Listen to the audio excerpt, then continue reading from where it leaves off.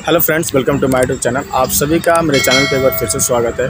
और गाइस, आज का जो टॉपिक है फ्रॉडर्स, यानी कि जो स्कैम करते हैं हमारे साथ, वो स्कैमर्स फ्रॉड करने के लिए सिम कार्ड और बैंक अकाउंट ये सब किसका रहता है, ये सब कहाँ से लाते हैं, क्या ये खुद का उनका ओरिजिनल रहता है?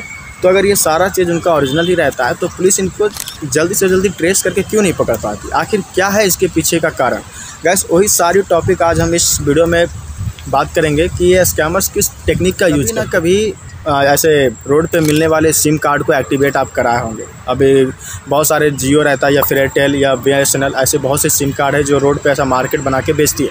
आप उससे 100, 150, 200 रुपये में जो भी आपका रिचार्ज लगता है और आप सिम ले लेते हैं। तो ये फ्रॉडर्स इन्हीं में से किसी कंपनी में ज्वाइन रहते हैं और वो इसी का यूज करके एक सिम कार्ड निकालते हैं। आप जैसे ही एक सिम कार्ड ओपन कराते हो अपना न्यू, वो ओपन करने के बाद अगर सपोज वो फ्रॉडर्स रहा तो आपके एक सिम की जगह वो 2 सिम निकाल देता है। तो आपके एक नाम से 2 सिम एक अपने पास रख लेगा और एक आपको एक्टिवेट करके दे देगा। सपोज अगर वो स्कैमर्स है तो इस तरह से वो लोग स्कैमर्स क्या करते हैं, पब्लिक का ही सिम कार्ड यूज करके फ्रॉड करने में यूज करते हैं। और दूसरा क्या है कि बैंक अकाउंट, अभी फ्रॉडर्स कभी आपके साथ अगर फ्रॉड करता है तो आप उसको पेमेंट करते हो फ़ोनपे या गूगल पे या पेटीएम, या फिर उसको सीधा बैंक अकाउंट में ट्रांसफ़र कर दो। क्या वो बैंक अकाउंट सच में वो फ्रॉडर्स का ही होता है या फिर किसी अदर पर्सन का? तो देखिए, मैं आपको बताता हूँ कि वो फ्रॉडर्स का हर चीज़ डुप्लिकेट रहता है। अब ये बैंक अकाउंट कहाँ से लाते हैं? ये लोग क्या करते हैं, किसी गरीब पर्सन को पकड़ेंगे जो लेबर मिस्त्री रहते हैं या फिर कोई जिनको पैसे की सख्त ज़रूरत है, 5,000 6,000 देकर उनके नाम से सिम भी एक्टिवेट कराते हैं और बैंक अकाउंट भी ओपन करवाते हैं। बैंक अकाउंट कितने में ओपन हो जाता है? 1,000-2,000 रुपये में ओपन हो जाता है। उसको 1,000-2,000 रुपये बैंक अकाउंट ओपन करने प्लस 5-6 रुपये ऐसे दे दिया।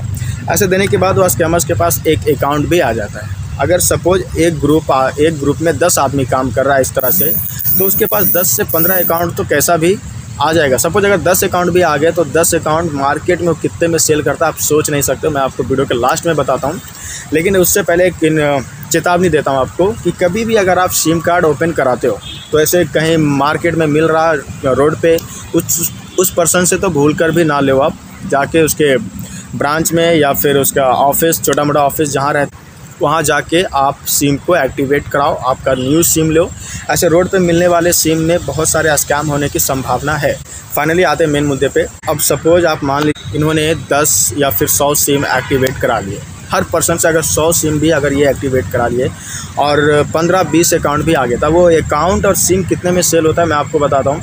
ये सिम क्या करते हैं, 200-250 रुपये में एक्टिवेट होता है। और वो सिम मार्केट में जाने के बाद, यानी कि फ्रॉड के मार्केट में जाने के बाद एक सिम को 1,500 रुपीज़ में सेल होता है। कोई तो अगर जब सिम नहीं मिलता है कभी किसी को, 1,500 तो छोड़ो भाई, 2,000 से 3,000 रुपये चले जाते हैं एक सिम को बेचने में। तो उसको समझिए बेनिफिट कितना है। अगर एक सिम भी अगर सपोज अगर वो एक दिन में 10 सिम भी बेचे तो 10-20 हज़ार रुपये तो आराम से उसको आ जाएगा। तो इस तरह से वो सिम का धंधा अलग करते हैं, प्लस बैंक अकाउंट जो ओपन कराते हैं। अब बैंक अकाउंट में भी एक ट्विस्ट है, जितना अच्छा ब्रांच रहेगा बैंक अकाउंट का, सपोज ये SBI का है या फिर HDFC या फिर यूनियन या फिर कैनरा बैंक, ऐसे बैंक अगर हैं तो बैंक और भी कॉस्टली बिकते हैं। यानी कि वो लोग क्या करते हैं, 5 से 6 हज़ार में दे के बैंक अकाउंट ओपन कराते हैं और जब वो फ्रॉड के मार्केट में जब बेचते हैं तो एक बैंक अकाउंट उनको 15 से 20 हज़ार रुपये में सेल किया जाता है। तो यही वो रीज़न है कि जिसके ज़रिए स्कैमर्स बिंदास होकर स्कैम करते हैं और विदाउट कोई टेंशन के। स्कैम करने का इनका मेन अड्डा जो स्टार्ट होता है जामताड़ा से। 80% कॉल आपको झारखंड के जामताड़ा से आएंगे और 20-30% जो भी है ये बिहार, कोलकाता और दिल्ली से आते हैं। तो ये साइबर क्राइम बहुत ज़्यादा बढ़ चुका है। आपको इन सभी चीज़ों से अलर्ट रहने की ज़रूरत है। और आपको मैं बताता हूँ कि आपके पास जो कॉल आते हैं जो आपको बताते हैं कि हाँ सर हम इस कंपनी से बात कर रहे हैं, या फिर आपकी सिम बंद हो जाएगी या फिर आपका बैंक अकाउंट बंद हो जाएगा वगैरह वगैरह, कुछ भी ये सब जो भी चीज़ें होते हैं, वो लोग क्या करते हैं, कोई ऑफिस में बैठते ही नहीं है फ्रॉड करने के लिए। ऐसे खेत खलियान का ऐसा नज़ारा वो लोग एक ओपन प्लेस कहीं भी खोज के साइड में बैठ के किधर से भी ये लोग स्कैम आपके साथ कर सकते हैं। तो ये लोग वो सिम को ख़रीद के लोगों के साथ स्कैम करते हैं विदाउट किसी टेंशन के।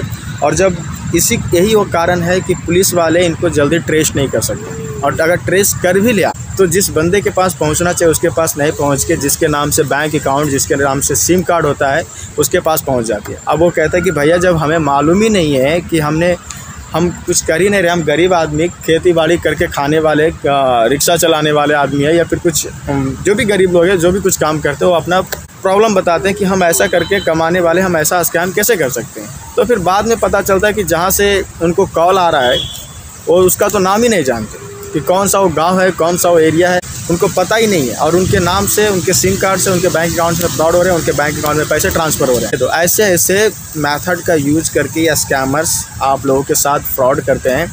और गाइस ये इन्फॉर्मेशन यूट्यूब पे किसी ने भी नहीं बताया कि स्कैमर्स किस तरह से स्कैम करते हैं। सो मैं आपको फाइनली बता दिया। लेकिन अगर आपको वीडियो इन्फॉर्मेटिव लगी हो तो वीडियो को एक लाइक और चैनल को सब्सक्राइब करके जरूर जाइएगा। और हाँ, अगर आपके साथ कोई फ्रॉड हुआ है तो मुझे कमेंट बॉक्स में कमेंट करके ज़रूर बताएं। उस पर भी मैं एक वीडियो बना के अपने यूट्यूब चैनल के माध्यम से लोगों को आगाह करने की कोशिश करूँगा, ताकि जो स्कैम आपके साथ हुआ है किसी और अदर पर्सन के साथ ना हो। फिलहाल गाइस बाय, बाकी मिलते हैं नेक्स्ट वीडियो में।